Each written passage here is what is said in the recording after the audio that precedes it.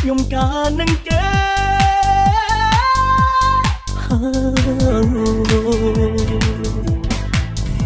ពុកម៉ែអើយជួយខ្ញុំបានទេព្រោះកូនកំឡោះមិនមែនខ្ញុំទេគឺជារូបគេអ្នកមានទ្រព្យស្ដុកស្ដំអូនមានចិត្តស្មុំបានត្រឹមធ្វើសសាមានដុល្លារបានអូនធ្វើប្រពន្ធអាពីរបស់ស្នូ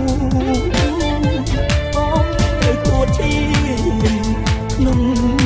រូបកាយ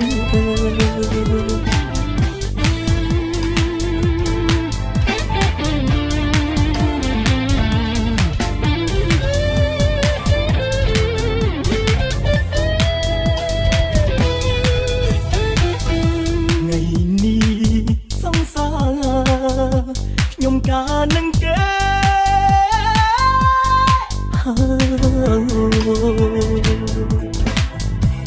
ពុកម៉ែអើយជួយខ្ញុំបានទេព្រោះកូនកំឡោះមិនមែនខ្ញុំទេគឺជារូបគេអ្នកមានទ្រព្យស្ដុកស្ដំបងមានចិត្តស្មុំ